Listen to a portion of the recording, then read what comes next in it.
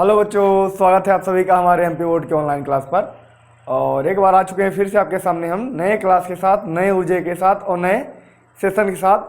तो कैसे हो आप लोग? आई होप आप लोग बहुत बेहतर तरीके से होंगे और आपने मैट्रिक्स का जो मैंने कॉन्सेप्ट सिखाया वो भी सीख चुके होंगे। तो मैट्रिक्स में मैंने क्या चीज़ें बताई थी कि मैट्रिक्स कहते किसे हैं, मैट्रिक्स में रो क्या होती है, पंक्ति क्या होती है, ये चीज़ें हम सीख चुके हैं। लेकिन आज जो हम सीखने वाले हैं वो क्या चीज़ सीखेंगे, वो होगा हमारा एक तो होगा फॉर्मेशन ऑफ मैट्रिक्स, मतलब मैट्रिक्स का फॉर्मेशन कैसे करते हैं। फॉर्मेशन ऑफ मैट्रिक्स मतलब मैट्रिक्स को कैसे बनाते हैं, मतलब अवयव को कैसे बनाते हैं, वो चीज़ हम सीखेंगे। और एक सीखने का हम प्रयास करेंगे टाइप ऑफ मैट्रिक्स। क्या सीखेंगे? टाइप ऑफ मैट्रिक्स, मतलब मैट्रिक्स के प्रकार। ये दोनों ही चीज़ें बहुत इंपॉर्टेंट है आज के लिए, सफिशिएंट रहेगी आपके एग्जाम के लिए, बहुत सारी चीज़ें आती है। तो चलते हैं क्वेश्चन के अंदर कि फॉर्मेशन ऑफ मैट्रिक्स कैसे करते हैं। फॉर्मेशन ऑफ मैट्रिक्स मतलब मैट्रिक्स को कैसे बनाया जाता है। जैसे मान लीजिए एक क्वेश्चन दिया है, क्वेश्चन ऐसे है कि एक मैट्रिक्स बनाना है आपको 2 गुणित 3 का, मतलब 2 तो पंक्ति होनी चाहिए और 3 क्या स्तंभ होने चाहिए। अच्छा, 2 पंक्ति 3 स्तंभ का मतलब ये होता है A11, A12, A13, A21, A22, A23, यही तो है। 2 गुणित 3 का बनाइए, मतलब 2 पंक्ति, एक पंक्ति, दूसरी पंक्ति, एक स्तंभ, 2 स्तंभ और 3 स्तंभ। क्या क्या होने चाहिए? 2 पंक्ति होने चाहिए और 3 स्तंभ। अच्छा, इसमें मैं लिख दूं, अच्छा ये ऐसा दिया है AIJ के रूप में लिखा है। क्या लिखा है? AIJ। और AIJ बराबर ऐसा लिखा है कि ये लिखा है 2I + J/2 के रूप में, ऐसे लिखे हैं। तो आपको 2 × 3 का मैट्रिक्स बनाना है, अर्थात आपको मैंने ये बता दिया कि ये वाला I होता है, क्या होता है? J होता है। तो AIJ बराबर आपको निकालना है, AIJ बराबर आपको एक नया मैट्रिक्स बनाना है। तो A11 के लिए सबसे पहले आप निकालोगे, तो आपको पता है कि I बराबर 1 और J बराबर भी 1 है, तो इस जगह में रख दो आप। तो 2 गुणित 1 माइनस 1/2 क्या हो जाएगा? 2 1 कम 2 माइनस 1/में, तो 1/2 आ जाएगा। फिर आपको किसके लिए बनाना है? A12 के लिए बनाना है। तो कैसे बनाएंगे? ये I हो जाएगा, ये J हो जाएगा। तो 2 गुणित I का मान कितना है? 1 माइनस J का मान 2/2, मतलब 0/2, मतलब 0।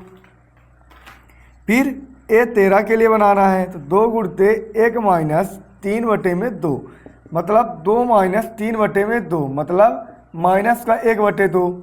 फिर क्या करना है? A14 का बनाना, A21 का बनाना है, 21 का। तो 2 गुणित 2 माइनस का 1/2, तो 4 माइनस 1/2, मतलब 3/2। फिर किसका बनाना है? A22 का,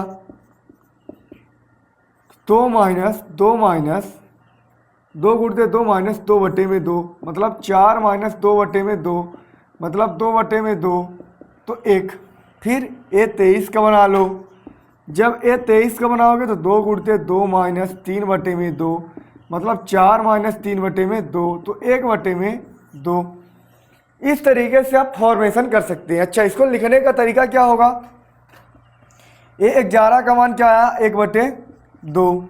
फिर A12 का मान क्या है? 0। फिर A13 का मान क्या आया? माइनस का 1/2। A21 का मान क्या आया? 3/2। A22 का मान क्या आया? 1। A23 का मान क्या आया? 1/2। इस तरीके से आप मैट्रिक्स का फॉर्मेशन कर सकते हैं, अर्थात एक मैट्रिक्स तैयार हो गई। 2 गुणित 3 की है आपकी एक मैट्रिक्स तैयार हो गई। इस तरीके से फॉर्मेशन करना पड़ता है, मतलब अवयव का निर्माण, अवयव का निर्माण। इस तरीके से आपको अवयव का एक निर्माण करना है। मतलब अवयव के निर्माण के लिए आपको ऐसा क्वेश्चन दे देगा कि आपको एक अवयव बनाना है 3 गुणित 2 का। तो 3 गुणित 2 का मतलब 3 तो क्या पंक्ति और 2 क्या होने चाहिए आपके स्तंभ। अब इस तरीके से दे देगा, इस तरीके में आपको क्वेश्चन रहेगा। आपको आई और जे का मान पता है, ये आई होता है और क्या होता है जे होता है। तो इस तरीके से आप अवयव का मान अच्छी तरीके से निकाल सकते हैं। क्वेश्चन पूरे 3 नंबर का आता है। इस क्वेश्चन को आप नोट कर लीजिए बढ़िया तरीके से, नोट कर लीजिए। नोट करने के बाद आपको जो एनसीईआरटी में क्वेश्चन है एमपी बोर्ड में आपको प्रैक्टिस करनी है। तो नोट कर लीजिए, आपके लिए 1 मिनट के लिए समय है, नोट कर लीजिए जल्दी से।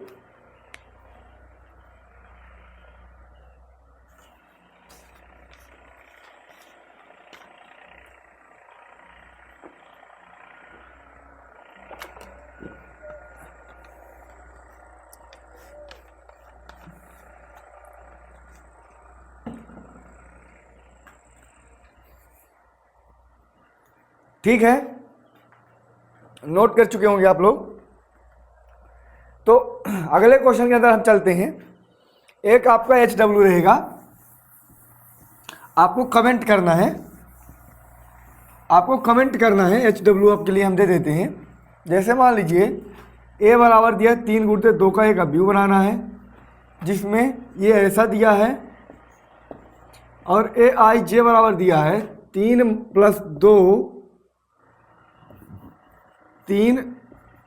प्लस 2J बटे में नहीं इतना दिया है। ऐसे आपको एक अवयव का निर्माण करना है। इस तरीके से एक अवयव का निर्माण करना ही आपके लिए HW रहेगा। इसका जो आंसर है आपको कमेंट कर देना है। आंसर क्या करना है आपको कमेंट कर देना है कि हाँ इसका आंसर ये आया है। ठीक है ना। आप लोग कमेंट नहीं करते हो तो कमेंट कर देना है आंसर, तभी पढ़ाने में मज़ा आता है। ठीक है ना, और तभी आप कॉन्सेप्ट को सीख भी पाएंगे। ठीक, तो चलते हैं अगले चीज़ के अंदर। अच्छा, एक चीज़ और सीखते हैं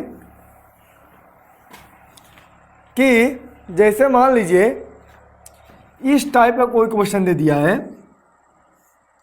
ऐसा क्वेश्चन दे दिया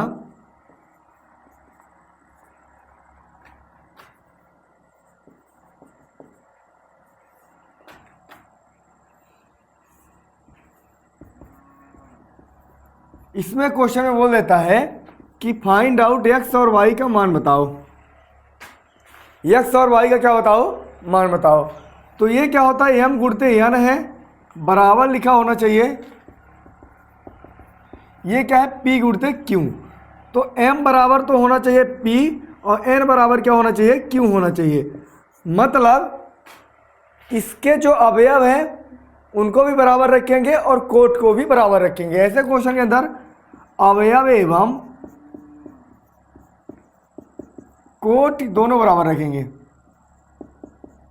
बराबर रखेंगे। अच्छा, एक्स वाई का मान निकालने के लिए क्या करेंगे, ये वाला तो इसके बराबर करेंगे और ये वाला किसके बराबर करेंगे, ये वाला। कैसे, जैसे मान लीजिए हल जब करेंगे तो क्या लिखेंगे 2x + 3 बराबर 3, 2x बराबर 3 माइनस का 3, बराबर के बाद प्लस में था उधर गया माइनस में। तो x बराबर 0/2, x बराबर 0/2 अर्थात 0 वैल्यू आ जाएगी। x की वैल्यू तो कितना आ गई 0 आ गई। अब y की वैल्यू निकालेंगे, 2y + 2 बराबर 8, तो 2y बराबर 8 उधर गया तो माइनस में, 2y बराबर 6, तो y बराबर 6/2, तो y की वैल्यू कितनी आ गई 3। तो इस तरीके में आपको आराम से आप निकाल सकते हो। जैसे मान लीजिए एक क्वेश्चन में देता हूं ऐसे। अच्छा, ये निकालना आप x y का मान अच्छी तरीके से सीख गए होंगे। ठीक है ना।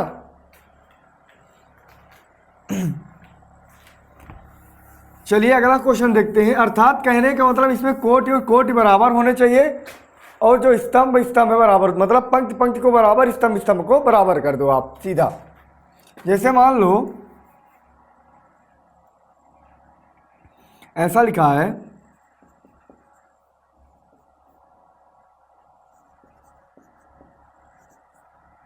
3, इसमें दिया 3, 2, 4 और 3। तो इसमें एक्स वाई की फाइंड आउट आप वैल्यू आराम से कर सकते हैं। कैसे? 3x + 2 बराबर, यहाँ पर 8 रख दो, 3x + 2 बराबर 8 कर दो, तो 3x बराबर 8 - 2, तो x बराबर 6/3, तो x की वैल्यू 2। यहाँ पर भी कर सकते हो, 2x + 2 बराबर 2, यहाँ 2y + 2 बराबर 3, तो y बराबर 3 - 2, तो y बराबर 1/2। x और y का वैल्यू इस तरीके से आप फाइंड आउट कर सकते हैं। तो ये चीज़ें आपको बढ़िया तरीके से समझ में आई होगी। और एक क्वेश्चन 2 नंबर का पक्का आपके एग्जाम में पूछा जाता है, पक्का ही पक्का, मतलब एक क्वेश्चन तो निश्चित ही है। इस तरीके का एक क्वेश्चन निश्चित आपके एग्जाम में आएगा, इसको भी आप बढ़िया तरीके से नोट्स कर लीजिए आप।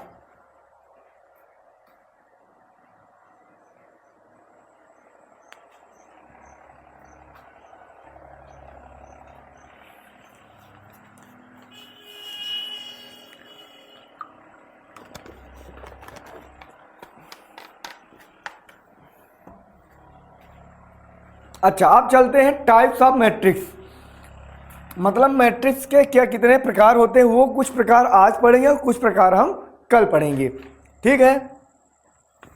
तो टाइप्स ऑफ मैट्रिक्स के बारे में सीखते हैं कि मैट्रिक्स के प्रकार कितने होते हैं।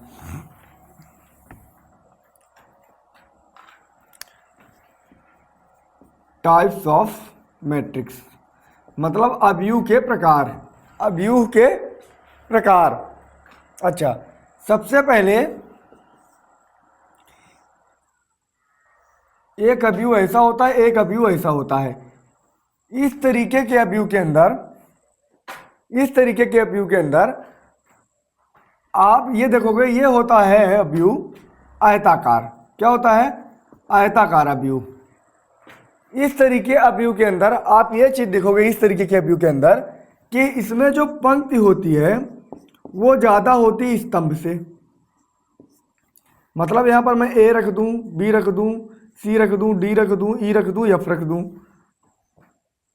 तो आप देखोगे पंक्ति कितनी है? 3, स्तंभ 2 हैं, तो पंक्ति 3 और स्तंभ 2, तो पंक्ति ज़्यादा हुई। तो इस तरीके के अवयव के अंदर क्या होता है, इस अवयव को ऊर्ध्वाधर अवयव भी बोलते हैं। क्या बोलते हैं? ऊर्ध्वाधर अवयव, ऊर्ध्वाधर अवयव ऐसे भी बोल सकते हैं। तो इस तरीके के अवयव के अंदर पंक्ति ज़्यादा होती है स्तंभों से। लेकिन इस तरीके के अंदर क्या होता है? A B C D E F और आई जे और के, इस तरीके के अवयव के अंदर आप ये चीज़ देख रहे हो कि पंक्ति की संख्या जो है, ये पंक्ति की संख्या 2 है लेकिन स्तंभ की 3 है। तो इस तरीके अवयव के अंदर स्तंभ ज़्यादा होते हैं, किससे? पंक्ति से। स्तंभ क्या होते हैं? ज़्यादा होते हैं पंक्ति से। इस तरीके का अवयव, इस तरीके का अवयव आप बोल सकते हो। अर्थात इस अवयव को स्तंभ अवयव, जैसे मान लीजिए ये मैं लिख दिया 1 2 3, 1 2 3 4, तो ये अवयव क्या हो जाएगा? स्तंभ अवयव। क्या हो जाएगा? स्तंभ अवयव। मतलब इसमें स्तंभ की संख्या कितनी है? ये स्तंभ वाला अवयव बना, इसमें पंक्ति तो कोई है ही नहीं। 1 2 3 4 स्तंभ बन गए। तो इस प्रकार के अवयव को ज़्यादातर आप क्या बोल सकते हो? स्तंभ अवयव बोल सकते हो।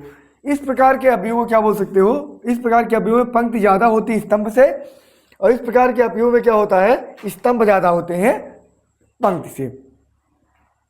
तो जिसमें पंक्ति ज़्यादा होती है उसको बोलते हैं पंक्ति अवयव, और जिसमें स्तंभ ज़्यादा होते हैं तो स्तंभ अवयव उसको बोल सकते हो। अच्छा, अगला जो है उसको बोलेंगे वर्ग अवयव। जैसे मान लीजिए वर्ग अवयव मतलब स्क्वायर मैट्रिक्स। क्या बोलेंगे? Square matrix. अच्छा, ये स्क्वायर मैट्रिक्स क्या होता है? स्क्वायर मैट्रिक्स का मतलब ये ऐसा होता है, ऐसा होता है, मतलब ए बी सी डी, तो इसमें आप m गुणते n का होता है। अर्थात स्क्वायर मैट्रिक्स का मतलब जो m गुणते n होता है, ये 2 गुणते 2 का हो सकता है, या फिर 3 गुणते 3 का हो सकता है, या फिर 4 गुणते 4 का हो सकता है। बिल्कुल। तो एम बराबर क्या होना चाहिए, यानी होना चाहिए, मतलब पंक्ति जो होनी चाहिए स्तंभ के बराबर होनी चाहिए। वो क्या होता है, स्क्वायर मैट्रिक्स होता है। जैसे मान लीजिए मैंने बोला कि 1 2 3 4, या फिर 1 2 3 4 5 6 और 7 8 9, तो ये वाला तो क्या बना, ये 2 गुणते 2 का बना, ये 3 गुणते 3 का। अर्थात क्या है, यम बराबर यम बराबर यन भी है इसमें, मतलब पंक्ति बराबर स्तंभ, इसमें भी पंक्ति बराबर क्या है, स्तंभ। तो वर्ग अवयव के अंदर क्या होता है, पंक्ति बराबर क्या हो सकता है, स्तंभ हो सकता है। सीख गए होंगे आप 3 प्रकार के जो अवयव मैंने बताया। पहला अवयव मैंने क्या बताया, आयताकार, वर्ग, स्तंभ और वर्ग अवयव मैंने आपको बताया। अच्छा, अगला अवयव जो सीखेंगे बहुत इंपॉर्टेंट अवयव है। अगला अवयव जो सीखेंगे इसको आप नोट कर लीजिए थोड़ा सा।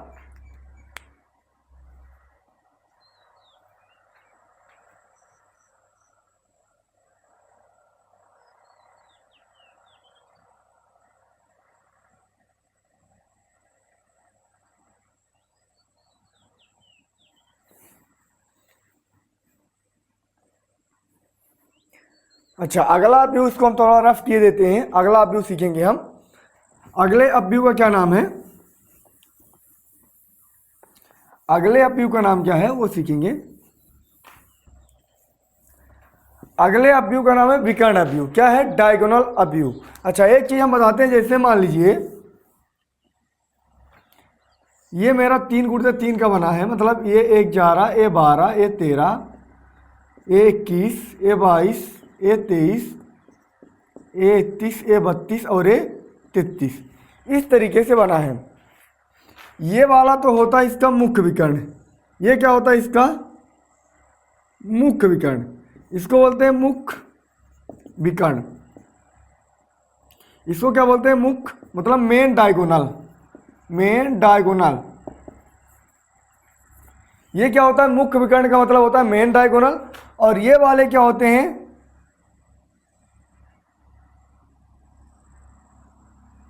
ये वाले क्या होते हैं, पश्च डायगोनल, मतलब पिछले विकर्ण, या फिर क्या बोल सकते हैं, बैक डायगोनल।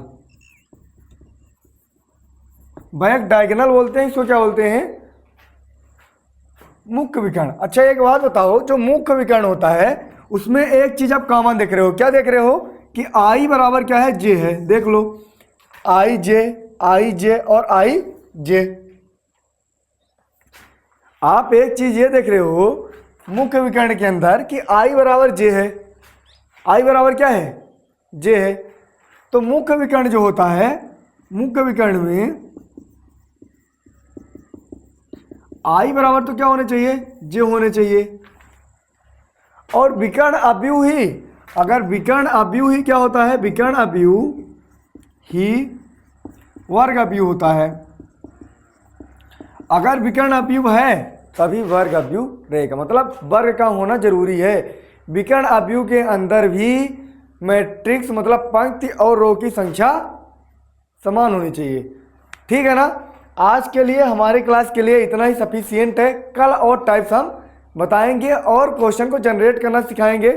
आई होप आपको क्लास बहुत अच्छे तरीके से समझ में आई होगी। हाँ, लेकिन क्लास अगर समझ में आई है ना, तो एक बार आपको लाइक कर देना है, चैनल को सब्सक्राइब कर देना है, अपने मित्रों तक आपको शेयर कर देना है, ताकि ऐसा कॉन्सेप्ट बिल्कुल उनके पास डिलीवर होता रहे, है ना। बकाया आपको ऐसे ही डेली बाई जो आपकी क्लास है, हम नेक्स्ट क्लास के अंदर मिलेंगे और उस क्लास के अंदर इन सारे कॉन्सेप्ट को आपको समझाने का प्रयास करेंगे।